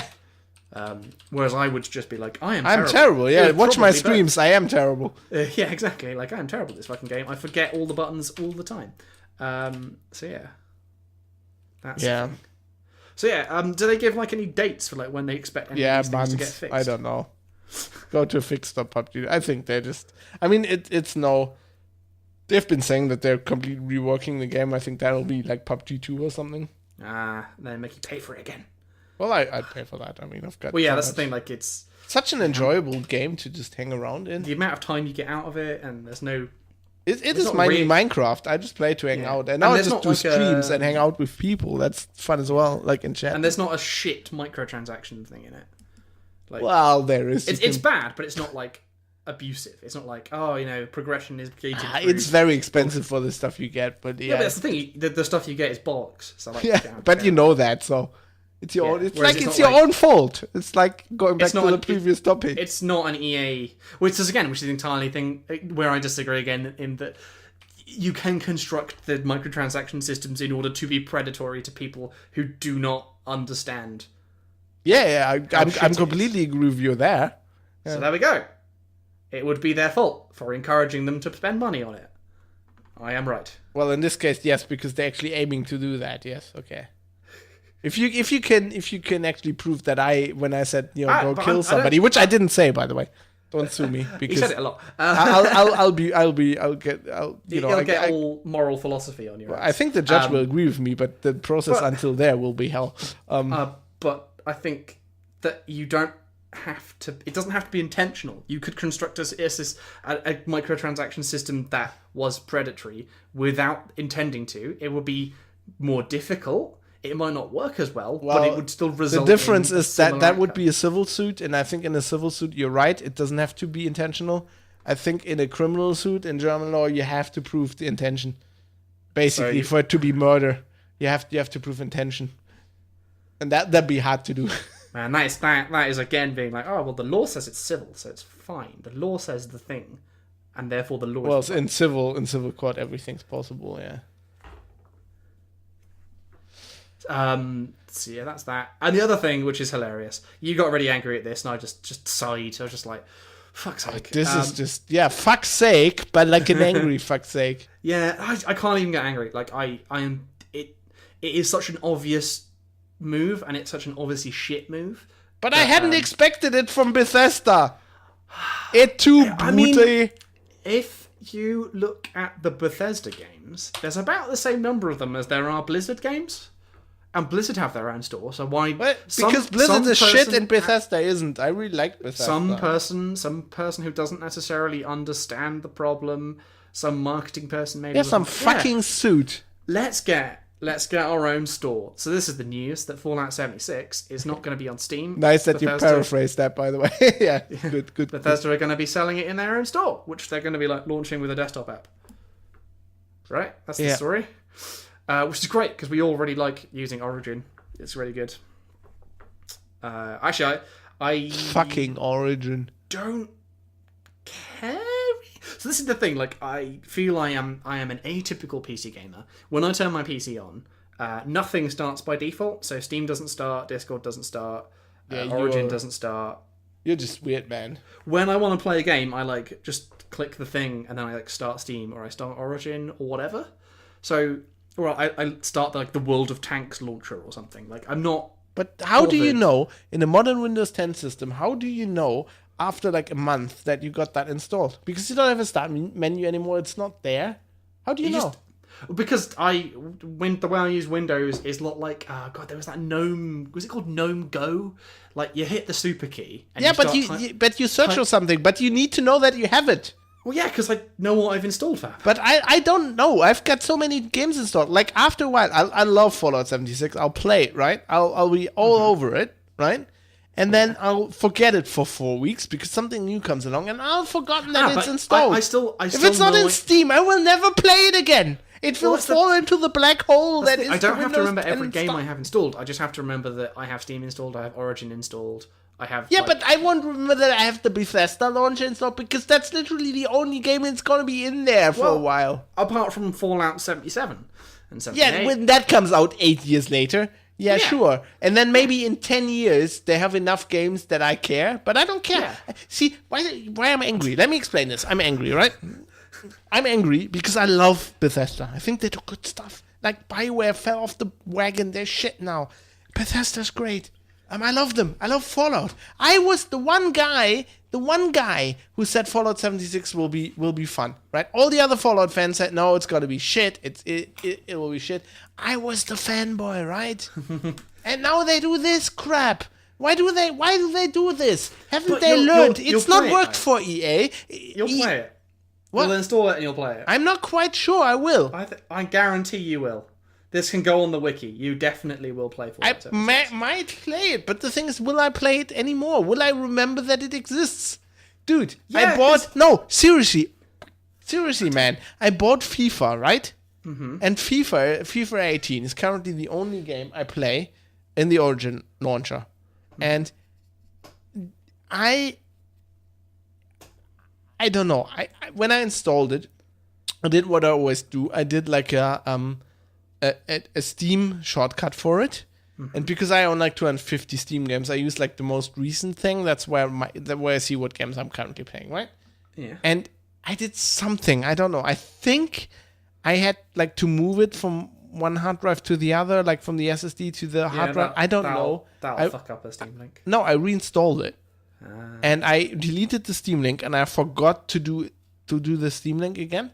Yeah. And this has meant that I haven't played it in months. And I just recently saw an ad for FIFA 19. It's like, wait, don't I own FIFA 18? And I didn't know. I had to start Origin, which on my system is fucked and doesn't appear in the start menu. So I have to go to because it's fucked, because it's shit software. I had to go into like the file manager and find it and start. And it's like, yeah, well, I actually do own FIFA 18. I haven't played it in like 4 months, but like, okay. And this is what's gonna happen. Like, even I will forget about Fallout because crunch, Dave. Because crunch. And this is shit. This will hurt Bethesda. The only reason they do it is because in some executive meeting, they're now stroking their own balls because we got our own store. Oh, we're so good. Oh, we don't have to give Valve any some money. percentage more money, yeah. Exposure, you fucking idiots. Like, I don't know I want to know what my friends are playing, and they're in Steam. That's just the way it is. Just fucking these game companies. They're all Microsoft, right? Fucking not accepting that Google's just the search engine everybody uses. Nobody fucking uses Bing. Nobody uses your fucking launcher. You fucking idiots. Yeah, I mean, I entirely agree. I think it's a Go and die in a fire. I think it's a silly idea, but all I can do is being like fanboys gonna install Bethesda. Fanboys gonna launcher. fan. Fanboys gonna fan Fab. Fanboys are gonna fan, and they're gonna fan all over the Bethesda launcher. Problem is, this game already has PR problems. Yeah. Because it's not does a the bit, thing Fallout fanboys want.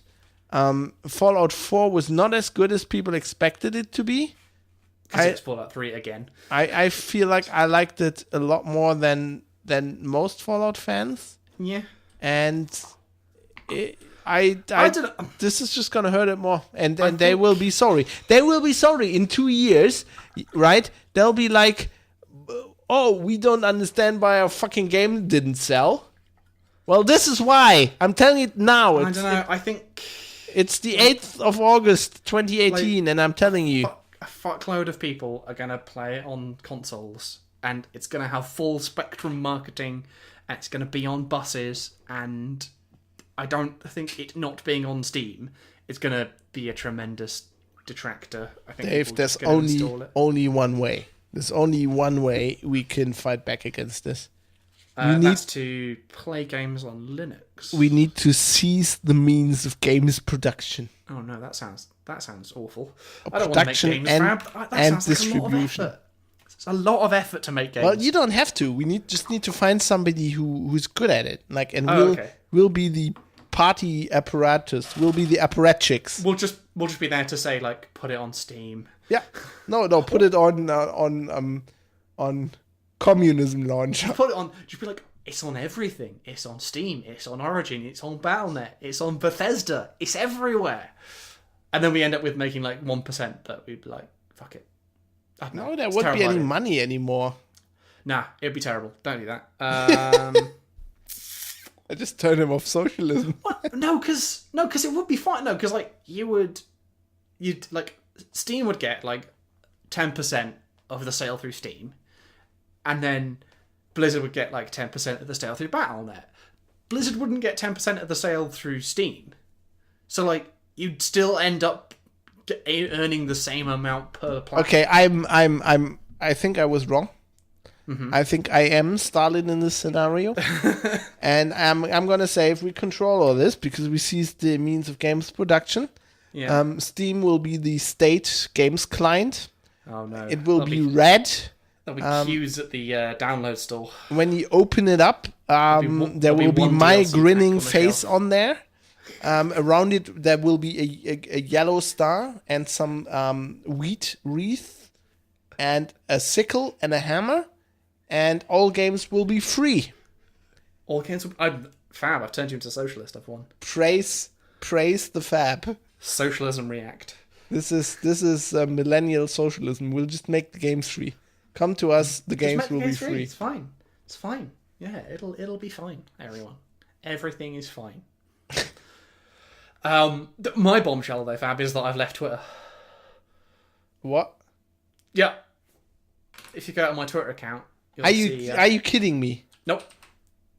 So you just locked your what? Yep. I follow one person, and that's just because it's a joke.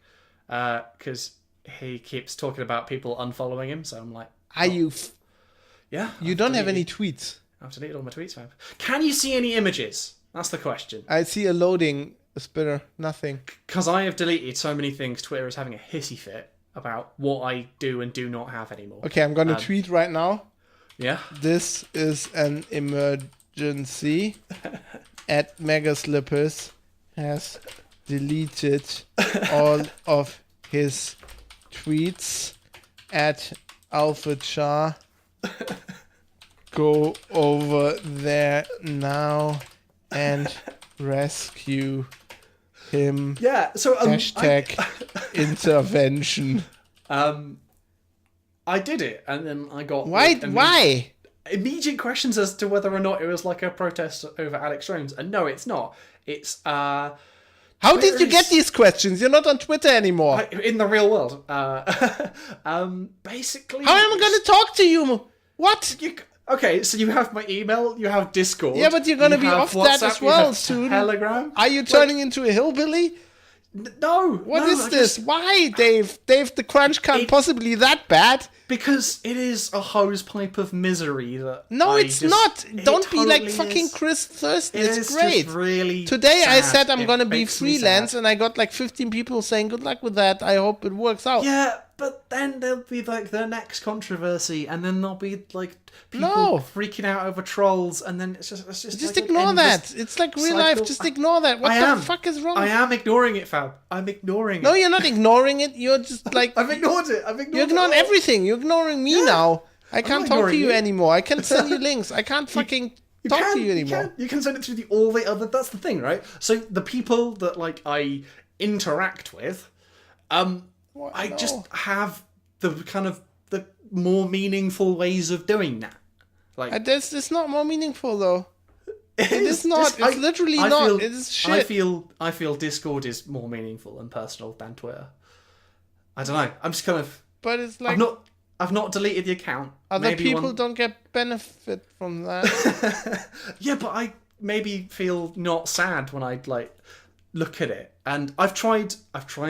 I have really poor self-control, as listeners might know from all of my ridiculous I can things tell. I do. You just deleted your fucking Twitter. It still says you have 100. You had 104k tweets. I did, and they're all. You just deleted the fucking internet, man. I did. What is? I mean, what was I saying? I was worried about you when you bought a house. I was like, he's going native. But now it's like, what? Yeah. So like. I've tried to cut down on gazing into the void that is just the. But it's not a void. It is entirely. If I had not had Twitter, right, I would never have learned who Simon Steinhag is. I would never have learned that. That's fine. I've got like people who recommend me things outside of Twitter, and it's good. And like I read the news. Yeah, but none of you did. I only saw that because there was public tweets. None of my friends knew about this, or they weren't telling me.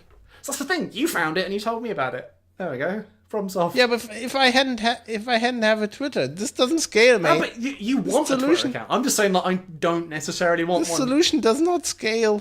No, it doesn't have to scale. It can just fit me perfectly, and I can not like look at it all the time. I'm replacing you with chart. This isn't working. This isn't working anymore. I can't do this anymore. I've noticed since. Sorry, it's not you. It's me.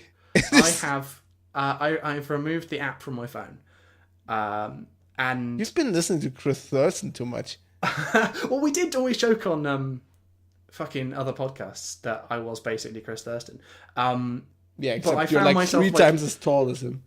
Yeah, in the fucking 9 hours since I deleted it, like every time I open my phone, I just mindlessly press where the Twitter button used to be. Not because I want to look at Twitter, but just because like I'm bored. I'm gonna look at Twitter and then I'll read a thing about Brexit. And you'll be so sad. Out of touch. It's going to be fantastic, Fab. No, it's not, because I hate to break this to you, but Brexit's still happening. You not knowing about the horrible things in advance doesn't mean the horrible things are not going to happen. Taken by surprise and they can just kill me in the streets.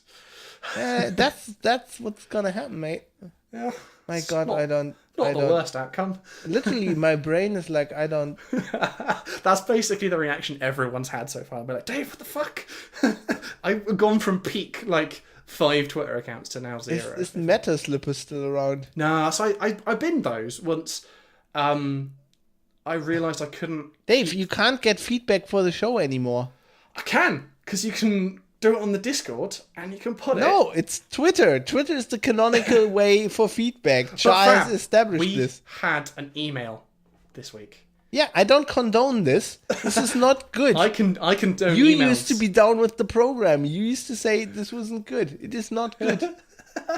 I'm going to read the email now. It's from... I had a really good day today until you just told me this. This is really bad. This is the worst news anybody has ever told me on a podcast, I think. I'm being serious here. This is really good. I liked your tweets, man. I'm heartbroken here. I feel like I've done all the jokes. That's one of the many things. Like all of the... I feel like the 1,000 odd people who follow me, if I gave them the topic, they would be able to make the joke that I would do. They'd be like, I'm not progressive enough. What's the relentless hot take Dave would have? Are you still on Facebook? I am still on Facebook, yeah. You're completely against, like, everybody's quitting Facebook and going to Twitter. I mean, Facebook got rid of Alex Jones, so they're my boys. Actually, I don't care. Like, I don't know. I don't know. I met so many friends over, like I know. literally. I'm gonna see how it goes. Maybe I'll come back one day. I've not deleted the account mostly so no one comes and steals my name. Yeah, that's a good call. Because that's when I smart. signed up for Twitter, I wanted to be David MN, and David MN exists. So I don't want someone coming along being like, "Man, Mega Slippers is a good name. I should steal that." So I'm keeping I would it. have immediately registered that and just pretended to be you. Exactly. Have like a Meta account. But yeah, no, the reason I got rid of meta slips and stuff like that is because I couldn't keep like characters separate, and I'd get drunk and tweet from the wrong one, and then eventually my normal Twitter account just became meta slippers. So we'll see how it goes. People can send me an email. They can send us an email. They can poke me on Discord. I am if they feel I am really, really sad. I'm saddened by this. You could. news. Do you know what? When I inevitably come back to it in like 6 months' time, you can be like, "I told you so, Dave," and I'll be like, I "Yeah, won't though. I'll just be happy that you're back. Really. I won't. Yeah, I guess. I'm happy that another person, Fab, found you in Elite Dangerous, but didn't know how. Yeah, I get a lot of mileage out of that one. So, Commander Gallowglass, aka John Dykes, says, "Dear Fab and Dave, it seems Fab's real name is a possibility to the NPC generator for Elite Dangerous. So he came up after me in HIP 8444. Explain yourself, sir." And that's because you gave loads of money to them. Yeah. Well, yes, I think that was a Kickstarter perk, right? It was, yeah. So it's not that you're like Fabian and Shershel are two separate things that can come together. It's literally like your full name will appear in it. So you could name an NPC, and I knew that wouldn't be my commander name, but I still wanted to have it in the game, and I thought I'd get a kick out of as happened here. Some podcast listener playing Elite and then get killed by me, or some people kill me, kill that guy.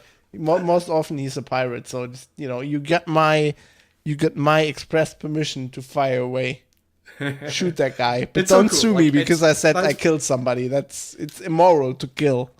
This is a video game, so it's okay. Dangerous, which is a game, people. Yeah. It's a game. But what is better than games, Fab, is documenting the last 67 episodes of this podcast, and in fact, Linux Outlaws, Angels of Death, FAP. That German one, and Steel Rain, on the Deep Lore Wiki, yes, which you nobly set up, but yesterday. Yeah, so the Discord kept demanding it. So and if the people demand at some point, even starting listens, much like the Patreon, if you joke about it enough, it will become reality. Yeah. So it's cool. You set up a Doku wiki, and basically because that was easiest. It doesn't need a database. Yeah, and I kind of like it. Pages. I know I've talked to the developer on Twitter, for example. Well, I don't know what that is anymore, Fab. I forgot. Yeah, I'm just crossing out. Crossing out your Twitter name and underlining it in red. Yeah, it's you should screenshot that. It's dead. It's good. There's pages about fucking everything. Not really everything. Fucking everything. TM. It's great because Nicholas immediately took to it with his. I just screenshotted that, by the way. With his demand that Angels of Death come back. Is dead. PNG. The intro page describes all the shows of the Six Gun Network and talks about how much Warhammer content there is in one. So, Geek News Radio, currently Six Gun's main show. GNR has a moderate amount of wargaming content and otherwise deals in such topics as gaming, TV shows, movies, and books. And morals. And the ethics of just everything. Perhaps the best known show was Linux Outlaws, which had almost no Warhammer content and was therefore discontinued in 2014.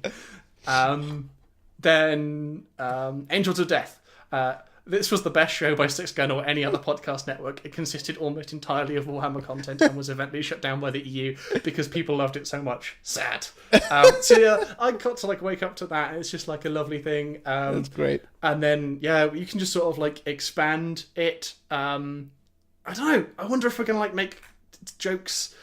It's gonna be cool. It's nice. We talk about the Discord. I made a page about the Discord.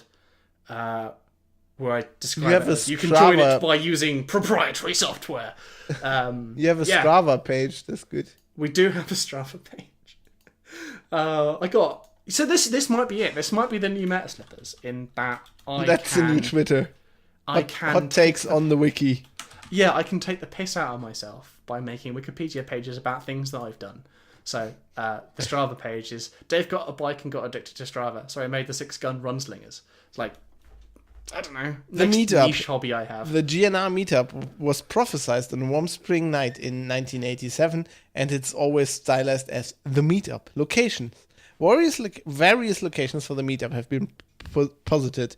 1, Warhammer World. 2, Dave's house to play Warhammer. 3, Hamburg, which is weird because it's not in the same country as Warhammer World. 4, Grelbar's cottage in Finland. Time. The prophecy suggested that the meetup would occur during the early 3rd millennium. Trivia. Nicholas will eat a dead bee he found in his coffee in return for €5. Warhammer will be played at the meetup. Good. Yeah, it's good fun. I'm relaxing, by thinking up these stupid things, along with, people who are funnier than me. It's good. It's good. I'm enjoying it. So that is Geek News Radio. Geek News Radio GNR is a podcast which rarely features news and is never played on the radio. We should put that as the strapline. That should be, shouldn't it? Yeah, NASA scientists calculated that Grumpy Nerd's Ramblings would be a name that is at least 78% more accurate. GNR shows come out on an average of 14 days. Fans are sometimes tortured with long drafts followed by short bursts of episodes. Episodes have a very acceptable length of around 2 hours. Everyone who says this is too long can go fuck themselves. Nicholas is great. The full style of a loosely structured, non-scripted, mostly unedited talk amongst 2 to 4 people. The main hosts are Fab and Dave. That's great. That. So good. She's so good. I'm so happy that I set up this wiki. It's already bringing me so much joy in my life. So it's at deeplore.sixgun.org. Yeah. For the deep lore. And the logo of DokuWiki is just like DW. So deep lore wiki is deep DW kind of works. Oh, it's nested. That should be part of the deep lore. Someone should document how the deep lore wiki logo is the Doku wiki thing. Oh, Christ. Whew. I think that's it. I think we get to talk about feedback, and it's even shorter, how to contact us, because it's shorter this time. You can email us. I endorse this now, as a person who doesn't have Twitter, at gnr@sixgun.org. You can tweet Fab at Geek News Radio. Foxtrot. Oh yeah, me at Geek News Radio. Yes, of course. If you want to annoy him personally, at Fabsh Foxtrot Alpha Bravo Sierra Hotel. You should honestly join the Discord. It's a load of fun. It's really, really good.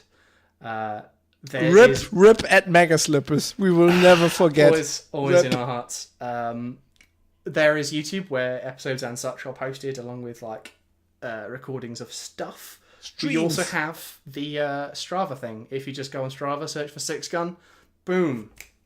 You get a thing where loads of people, honestly, so many people have joined the Strava thing. I never knew that so many of the people here ride push bikes. That's horrible. It's not. It's also people who go running as well. Oh, that's okay. Yeah, running and cycling are the main activities. There are other things you could log, but really, the stats only really work for running and cycling. I still want a podcasting category. Yes, honestly, I'm so sweaty right now. It's beer drunk. Beer's drunk is one of the... Yeah, hours recorded. Honestly. Hours recorded, liters sweated, beer's drunk. Get on that, Strava. Just sweating in this room. Whew. Get on that. Yeah, delete your Twitter accounts. Oh, don't. Fab will be so alone.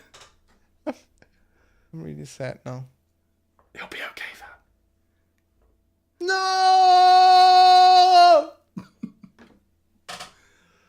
Hack the planet, lads. Hack the planet. Hack the Twitters.